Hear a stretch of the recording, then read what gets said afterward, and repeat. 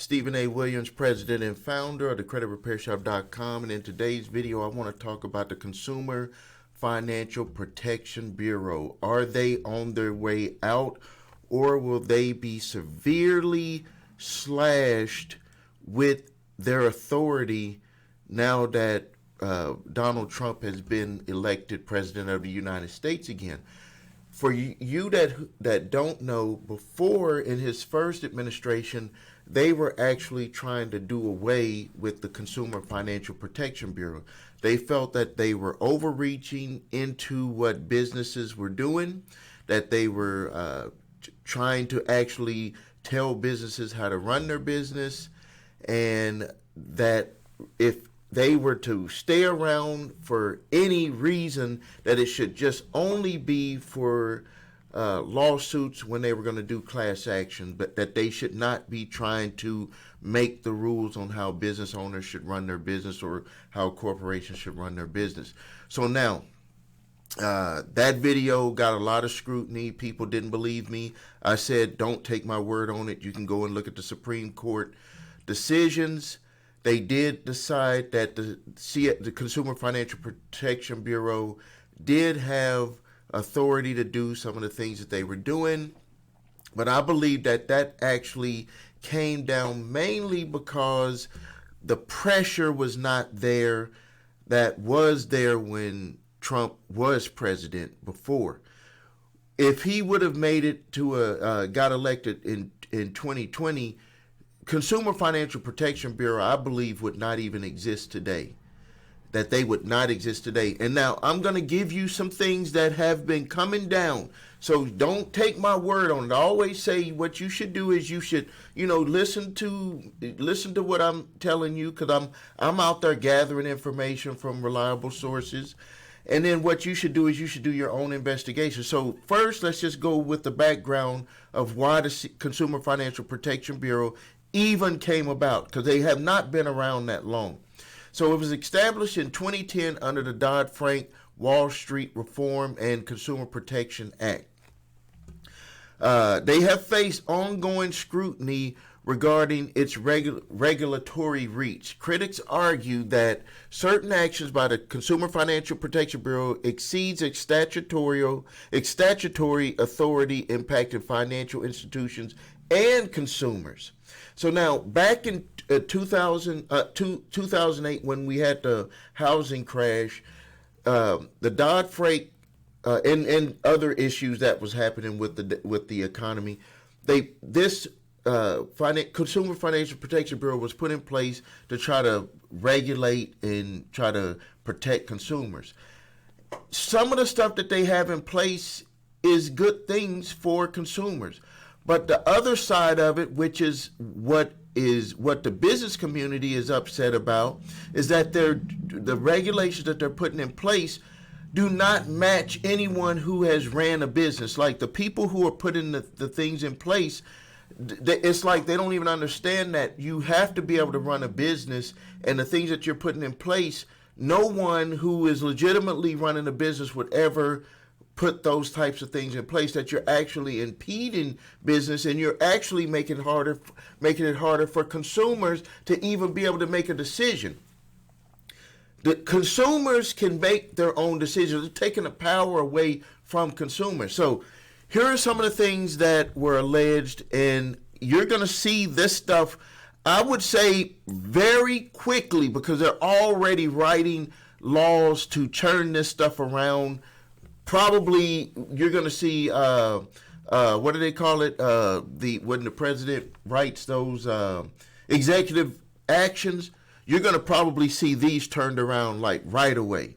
So here's just a few. And then I'm going to speak on one that happens with the credit repair industry that affects credit repair business owners. But here's one here with non-bank registries. In December 2022, the CFPB proposed a registry for non-bank financial firms to disclose enforcement actions. Critics contend this could hinder state and local enforcement efforts and question the CFPB's authority to mandate such disclosures. This was Bloomberg law. See, what they're saying is that you're taking away the power of even the states to be able to regulate their own industries within their states. Right now, we're talking about states' rights with everything. And one state may say, hey, this is the way that we want to have non-bank financial firms do business in our state, and we have a right to do that. We have the power to regulate the way that we want things regulated, and maybe that firm could do business with us and not do business in another state. But you can't make it broad with a whole federal standard, because then that takes away our power. Another one here is the credit card late fee cap. In May of 2024, a federal judge blocked the CFPB's rule capping credit card late payment fees at $8, siding with business groups that claim the agency overstepped its authority. The ruling highlights concerns that the CFPB funding structure and its implications for regulatory actions. That was from the New York Post. What they're saying is that if you're doing business with a credit card company and they have the high fees, that you know, like the credit card late fees, wouldn't you as a consumer say, okay, I don't want to deal with you because you have those fees? The market would correct itself. So if another credit card company came out and said, hey, we're going to cap our late fees at $8 or $10 or $12, whatever it is, wouldn't consumers say, okay, well, I'm going to take my business over to you? This is, by doing stuff like this, you take the power away from the individual. And then also by doing that with a business, you're saying that by capping late fees with the business, are you internally looking at the balance sheets of those businesses and know exactly that they have to make those fees because of certain internal accounting downfalls or pitfalls that they run into with people who are not paying their credit card bills? Like that there's a balancing act on other internal expenses that they may have with the business. Here's another one here. Insurance industry oversight legislation introduced in February of 2024 amidst to prevent the CFPB from regulating state-based insurance systems, asserting that the agency had overreached targeting entities traditionally overseen by state regulators. This was the Senate Banking Committee. Senate Banking Committee, not for me, Senate Banking Committee. See, this goes back to us having the power of the people. If, number one, in our state, the state has a right to regulate insurance agencies or insurance companies on the way that they want things to be done in their state. Each state is individual. If you do it blanket for the whole United States and say that this is the way that you got to do business, and it doesn't match what the consumer needs in that state, you're screwing up the business. And that goes towards where a lot of business owners are saying that whoever is running the CFPB has never ran a business because they don't understand how business is ran, and that you can't just say it's going to be blanket this way for every state, because people do stuff different in different states. They have different insurance needs in different states. Student loan servicing. In May 2024, the CFPB sued Pennsylvania Higher Education Assistance Agency for allegedly collecting on student loans discharged in bankruptcy. The servicer argued that the CFPB was exceeding its jurisdiction, labeling the lawsuit as regulatory overreach. That was with Market Watch. Now, it says here, alleged, I don't even understand this one here, that Pennsylvania Higher Education Assistance Agency for allegedly collecting on student loans discharged in bankruptcy. I don't even know if any student loans that could be discharged in bankruptcy.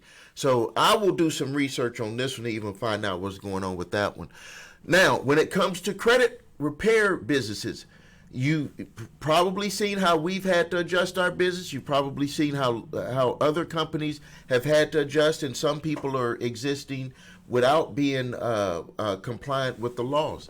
Is that they actually said, the CFPB said that, and you can look this up for yourself, is that you as a consumer, if you want to ask us questions and talk to someone on the phone, a human on the phone, that you do not have the right to do that. We don't have the right to offer that to you because of the telemarketing sales rule regarding credit repair businesses. So I have my own opinions on it, but from speaking to people who decided to go ahead and become clients and go through the new process that we have, they felt like, is this something that you're trying to do, or is this something, they've never heard of a business not being able to speak to someone before they decided to become a customer? That is like counterintuitive. And I agree with it. And I can tell you that the CFPB, there's different lawsuits that are out there. I've spoken with my senator, tried to speak with my congresswoman, Gwen Moore. For some reason, she felt that she did not want to talk to me about it. But I can tell you that my U.S. senator felt that it was overreach, and they said that this law needed to be adjusted. So I can tell you that I believe, and from what I have saw in the Project 2025, that they are going to start dismantling a lot of the agencies that are like this. I mean, you could probably say that this agency will start to wind down very quickly, because if you look at Project 2025, they feel that this was already being a lot of the stuff that these problems, if they were problems, could be handled by the FTC. That you don't need to have multiple agencies within the same government doing things, and then also the states would have their own power on how they wanted to regulate. So this is my opinion on this. You can. I'm interested in hearing your comments. Please do your own research. There are other decisions that are going to be coming down, not just what I mentioned with the financing and insurance, student loan, credit repair. There's other industries. Business opportunity industry has a lobbying group that that feels that the CFPB is overreaching. Coaching services, people who do coaching where they bring people in, do these big seminars. They feel that they're being overreach. Cryptocurrency believes that there's being overreach. A whole bunch of industry. So I'd like to get your opinion on it. And if you need help with your credit, remember you can always visit us at thecreditrepairshop.com. Watch the video, What Makes Us Different, so you can see exactly how we repair credit. As it stands right now, we cannot talk to you before you become a client, but we don't charge anything up front when you become a client. So that's the way that we've always done it anyway. You can speak to a representative after you become a client, and then if you decide that we're not the company for you, you didn't lose anything, and you got a review also of your credit reports. If you decide to stick with us, we'd love you to have you as a customer, and we'll do that hard work for you to get the job done. If you need your credit reports and scores, because everything starts there, go to www.your3scores.com to grab your TransUnion, Equifax, Experian credit reports and all 3 scores. If you have debt collectors coming after you, grab my 3-pack of letters, statute of limitations letter, debt validation letter, and cease and desist collection activities letter. I do ask for a donation on those, but those letters can literally save you time, money, and frustration. Thank you for your time. Post your questions and comments at Stephen A. Williams, President and Founder of thecreditrepairshop.com.